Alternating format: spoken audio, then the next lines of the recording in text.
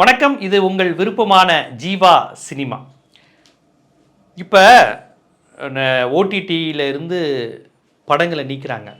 தேட்டரில் சில படங்களை ஓட விடக்கூடாதுன்னு சொல்கிறாங்க. என்ன காரணம்னா, இப்போ பார்த்தீங்கன்னா வெப் சீரிஸுங்கிற பேரில் இந்தி மொழியாக்கம் தமிழில் மொழிபெயர்ப்பு வருகின்றது. இந்த வெப் சீரிஸு ஓடிடி தளங்கள்லாம் பார்த்தீங்கன்னா சென்சாரே இல்லை. அதனால் கிட்டத்தட்ட நியூடு, அதாவது நிர்வாண காட்சிகளை காண்பிக்கிறாங்க. இதனால் குழந்தைங்க மனசு கெட்டு போயிடும். டீனேஜ் வயசு உள்ள பசங்க மனம் ரொம்ப ஒரு வேறு மாதிரியான திசை மாறி செல்வதற்கான வாய்ப்புகள் இருக்குது பார்த்தீங்களா.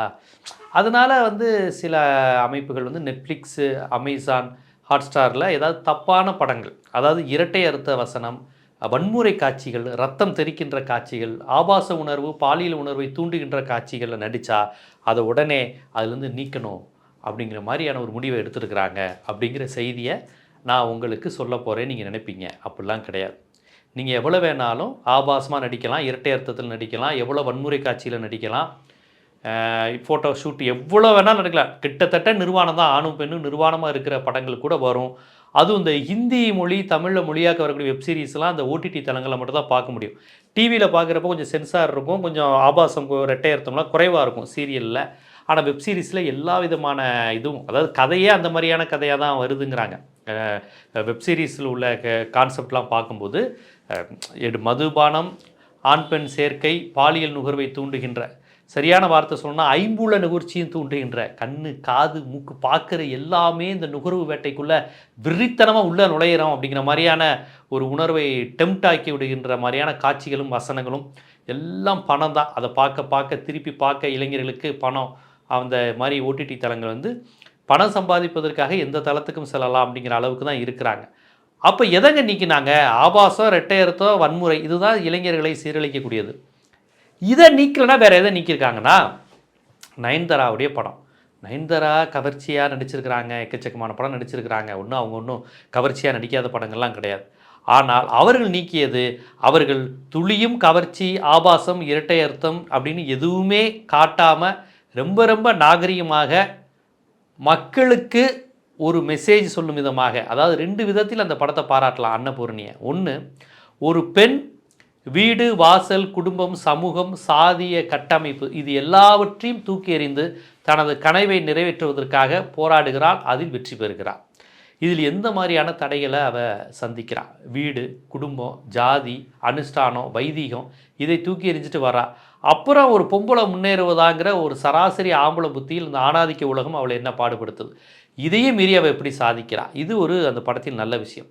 அதற்கு பிறகு இந்து முஸ்லீம் உறவு, ஒரு ஐயங்கார் பொண்ணு ஒரு முஸ்லீம் பையனோட நெருக்கமாக நட்போடு இருக்கிறாங்க. நல்லா கவனிச்சு என் வார்த்தையை கவனிங்க, நெருக்கமாக நட்போடு இருக்கிறாங்க.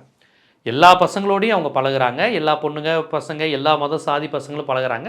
ஒரு முஸ்லீம் பையனோட மட்டும் நெருக்கமான நட்பாக இருங்க. அந்த பையன் இவங்க மேலே ரொம்ப கேரிங்காக இருக்கான். இன்னும் சொல்லப்போனால் கதாநாயகி கேட்ரிங் கிளாஸ் போகிறதுக்கே அந்த முஸ்லீம் பையன் தான் காரணமாக இருக்காங்கிற ரேஞ்சுக்கு வச்சுக்கோங்களேன். அந்த அளவுக்கு அவங்க ஒருத்தரை அன்பாக இருக்கிறாங்க. இது காதல் கல்யாணம் மாதிரி கூட காமிக்கலை. அப்படியே காண்பித்தாலும் தப்பு இல்லைங்கிறேன். ஏன் ஒரு ஐயங்கார் பொண்ணும் முஸ்லீம் பொண்ணும் முஸ்லீம் பையனும் காதலிப்பதே இல்லையா? உலகத்தில் அதெல்லாம் நடந்துக்கிட்டே இருக்குது. நல்லா பணக்கார முஸ்லீம் பையன் காதலிச்சா எந்த ஐயங்கார் வீட்டும் மறுப்புலாம் சொல்கிறது கிடையாது. அதெல்லாம் நடந்துக்கிட்டு தான் இருக்குது. அதையும் மீறி ஐயங்கார் வீட்டு பையனும் முஸ்லீம் வீட்டு பொண்ணு இந்த மாதிரிலாம் நிறைய திருமணங்கள் நடந்துக்கிட்டு இருக்குது. யதார்த்தத்தில் ஏதோ ஒரு விஷயம் நடக்காத மாதிரி இது லவ் ஜிஹாத்தை தூண்டி விடுகிறது. ஒன்று மட்டும் தெரிஞ்சுக்கோங்க, இந்த படத்தை பார்த்துட்டு யாராவது ஒரு ஐயங்கார பொண்ணை காதலிக்கணும்னு எந்த ஒரு முஸ்லீமும் நினைக்க மாட்டான். காதலிப்பான். காதலுங்கிற உணர்வு முஸ்லீமுக்கும் உண்டு, ஐயங்காருக்கும் உண்டு, நாடாருக்கும் உண்டு, எல்லா சமூகத்தினருக்கும் உண்டு. இந்த படத்தை பார்த்துட்டேன்ப்பா அதனால் ஒரு ஐயங்கார் பொண்ணை காதலிக்கிறேன், ஒரு முஸ்லீம் பொண்ணை காதலிக்கிறேன் அப்படிலாம் யாரும் நினைக்க மாட்டாங்க. ஆனால் இந்த படம் அப்படி தூண்டி விடுகிறது அப்படின்னு ஒரு வழக்கு போட்டிருக்கிறாங்க. எவ்வளோ அபத்தமான வழக்கு. 2024 ஒரு பொண்ணும் பையனும் அந்த படத்தில் காதலிக்கிற மாதிரி கூட இல்லைங்க, கவனிச்சுக்கோங்க, அது வேற. காதலிப்பது மாதிரி காண்பித்தா கூட இந்த மதவாதிகளிடமும் பண்பாட்டு அடிப்படைவாதிகளிடமும் பெர்மிஷன் வாங்கணும்னா என்ன சினிமாவில் கருத்துரிமை இருக்குது அப்படிங்கிற ஒரு நம்ம கேள்வி வருது. புரியுதுங்களா? அப்புறம் இன்னொரு விமர்சனம், இந்த படத்தில் ராமர் மாட்டு இறைச்சி சாப்பிட்டாருன்னு அந்த முஸ்லீம் பையன் சொல்கிறான். அந்த படத்தில் ராமாயணத்தை பற்றி பெருமையாகத்தான் அந்த முஸ்லீம் கேரக்டர் சொல்லுது. அதாவது நம்ம ஒரு தொழில் செய்கிறோம், அந்த தொழில் செய்யும்போது இதில் என்ன தவறு இருக்குது?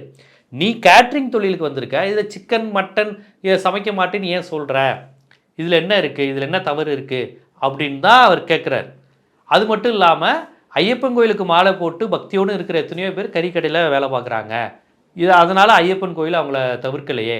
ஸோ மாமிசம் சாப்பிடுவதை எந்த கடவுளும் தவறு என்று சொல்லலை அப்படின்னு சொல்லிட்டு, ராமாயணத்தில் வனவாசத்தில் இருந்தபோது ராமன் மாமிசம் சாப்பிட்டானே இருக்கே. இதை அவன் குற்றச்சாட்டாவோ விமர்சனமாவோ அவன் சொல்லலை.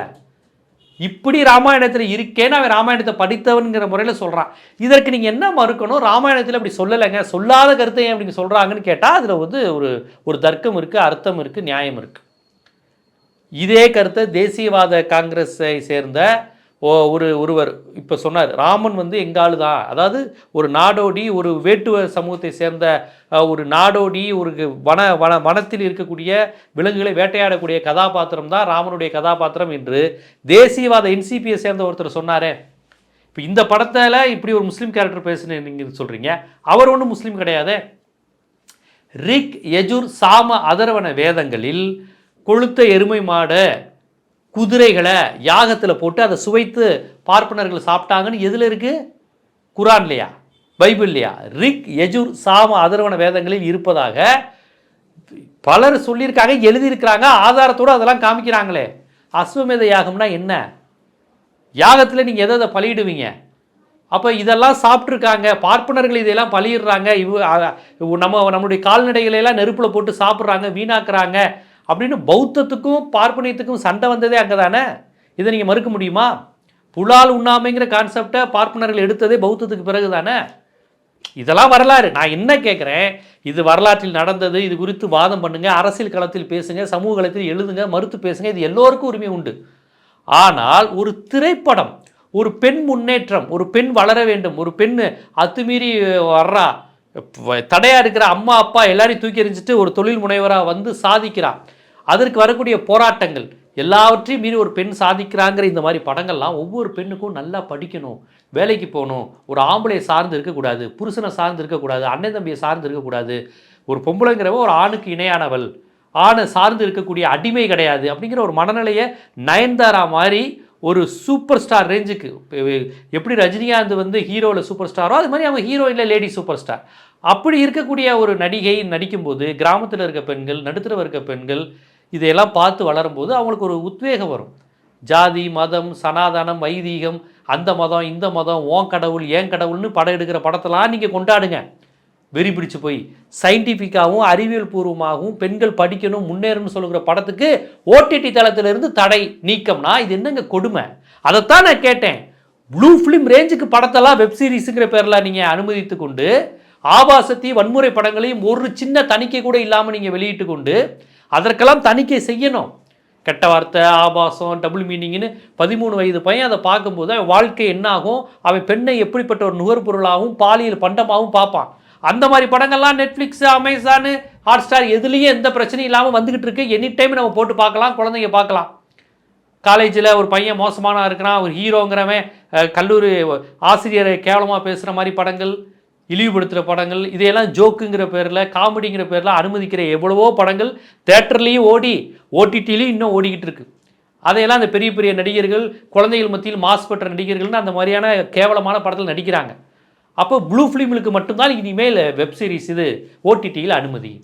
ஆபாச படம், நீலப்படம், ப்ளூ ஃபிலிமு, டபுள் மீனிங்கு இந்த மாதிரி படங்களுக்கு மட்டும்தான். அது ஒன்றும் இல்லை. இதுலனா சினிமா தேட்டரில் இந்த மாதிரி படம் ரிலீஸ் ஆனால் ஏன்னு ஒட்டிடுவாங்க. ஸ்கூல் யூனிஃபார்மோட ஒருத்தன் போக முடியாது, ஸ்கூல் பையன் பார்க்க முடியாது. ஆனால் இதில் ஸ்கூல் பையன் ஓப்பன் பண்ணி பார்த்துருவான். ஏன்னா பெரும்பாலான ஓடிடியினுடைய பாஸ்வேர்டு என்னங்கிறது அப்பாவுக்கு தெரியுதோ இல்லையோ குழந்தைகளுக்கு தான் தெரியுது. அதனால் அவன் பாஸ்வேர்டு மாற்றிக்கிறான், குழந்தைங்க பார்க்குறாங்க, ஆண் குழந்தையோ பெண் குழந்தையோ. ஸோ பெண் குழந்தைகளே ஆண் குழந்தைகள் மத்தியில் பெண்களை ஒரு கம்பீரமாக கண்ணியப்படுத்துகின்ற திரைப்படத்துக்கு தடை. மதவாத பண்பாட்டு அடிப்படைவாதிகள் தடை விதித்து விட்டு நிர்வாண படங்கள் அங்கே இதுவரையும் நீங்கள் கேட்குற இந்த பண்பாட்டு காவலர்களை பண்பாடு கெட்டு போதுங்கிறீங்களே, இந்த வெப் சீரிஸில் இந்த ஓடிடியில் வருகின்ற முழு நீலப்படம் மாதிரி வரக்கூடிய ப்ளூ ஃபிலிமில் எடுத்து நீங்கள் என்னைக்கா பேசியிருக்கீங்களா? என்னங்க இது கிட்டத்தட்ட இப்படி நிர்வாணமாக நடிக்கிறாங்களே, என்னைக்காவது பதட்டம் அடைஞ்சிருக்கீங்களா? உங்களுடைய பண்பாட்டு பாதுகாவலர்கள் கலாச்சாரம் கெட்டு போகுதுன்னு சொல்கிறவங்க யாராவது இந்த ஓடிடி கான்செப்ட், இந்த வெப் சீரிஸு இப்போ வரக்கூடிய சினிமாக்கள், ஏன்னா ஓடிடியில் நிறைய படங்கள் ஓடிடியை மைண்டில் வச்சே படத்தை எடுக்கிறாங்க. அதனால் கண்ணாமுன்னா டபுள் மீனிங்கு, எவ்வளோ கேவலமானாலும் வசனம் வச்சுக்கலாம். நம்ம பேச கூசுகிற விஷயங்கள், பொது வழியில் பேச தயங்குற விஷயங்கள் எல்லாத்துலேயும் ஸ்க்ரீனில் எல்லாரும் பார்க்கலாங்கிற மாதிரி இந்த ஓடிடி பிளாட்ஃபார்ம் கொண்டு வந்துருச்சு. அதை ஒழுங்குபடுத்துவதற்கு அதை கட்டிச்சு இதை நீக்கணும் அதை நீக்கணும்னு சொன்னாவது உங்களிடம் ஒரு சமூக அக்கறை இருக்குன்னு சொல்லலாம்.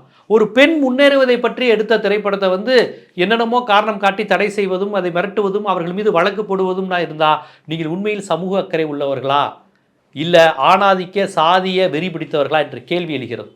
இப்போது உங்களுக்கு அந்த நெட்ஃப்ளிக்ஸ் அடிபடிஞ்சிருக்கு, உங்களுக்கு ஓடிடி பிளாட்ஃபார்ம் அடிபடிது என்றால் அப்போ நவீன தொழில்நுட்பங்கள் அடுத்து வரக்கூடிய அறிவியல் கண்டுபிடிப்புகள் அனைத்தும் ஆபாசத்துக்கு துணை போகும், அருவருப்புக்கு துணை போகும், சமூக சீரழிவுக்கு துணை போகும். அதே சமயம் பழமைவாதத்துக்கும் சாதியவாதத்துக்கும் மதவாதத்துக்கும் துணை போகும். குறைந்தபட்சம் இப்போ மாடர்ன் உலகத்தில் நாங்கள் இதெல்லாம் அப்படியே ஸ்டைலிஷாக வர்றோம், இந்த கன்சியூமர் வேலை இந்த மாதிரி விஷயங்கள்லாம் தவிர்க்க முடியாதுங்கிற அளவுக்கு நீங்கள் வர்றீங்க அப்படின்னு எடுத்துக்கிட்டால் கூட அதே சமயம் பழமைவாதத்தையும் ஃபண்டமெண்டலிசத்தையும் மதவாத சாதியவாத பெண்களை இழிவுபடுத்துகிற பிற்போக்குத்தனத்துக்கும் இடம் தர்றீங்க. நுகர்வு கலாச்சார கன்றாவியும் அந்த ஓடிடியில் வரும், பிற்போக்குத்தனமும் சாதியத்தை தூக்கி பிடிக்கிற விஷயத்துக்கும் நீங்கள் அடிபணிவீர்கள் என்றால் உங்களுடைய நவீனம் இந்த அறிவியல் வளர்ச்சி அடுத்த கட்ட சினிமாவின் வளர்ச்சி என்று பெருமைப்படுவதற்கு எதுவுமே இல்லைங்கிற ஏக்கமும் வருத்தமும் ஏற்படுகிறது. இதையெல்லாம் மாற்ற வேண்டிய பொறுப்பு இது போன்ற நேரத்தில் இது போன்ற நல்ல படங்களுக்கு ஆதரவு தந்து இது மாதிரி படங்களை நீக்கக்கூடாது என்று பதிவு செய்கின்ற எதிர்ப்பு தெரிவிக்கின்ற பொறுப்பு ஊடகமாக இருக்கக்கூடிய ஜீவா சினிமாவுக்கு இருக்குது. ஜீவா சினிமா பார்வையாளர்களையே உங்களுக்கும் இருக்கிறது என்பதை இந்த நேரத்தில் நான் தெரிவித்துக்கொள்ள ஆசைப்படுகிறேன். இது போன்ற பல்வேறு விதமான உரையாடல்கள், கலந்துரையாடல்கள், நேர்காணல் என பல்வேறு விதமான செய்திகள் உங்களை தொடர்ந்து சேருவதற்கு ஜீவா சினிமா சேனலை சப்ஸ்கிரைப் பண்ணுங்கள், ஆதரவு தாங்க. நன்றி.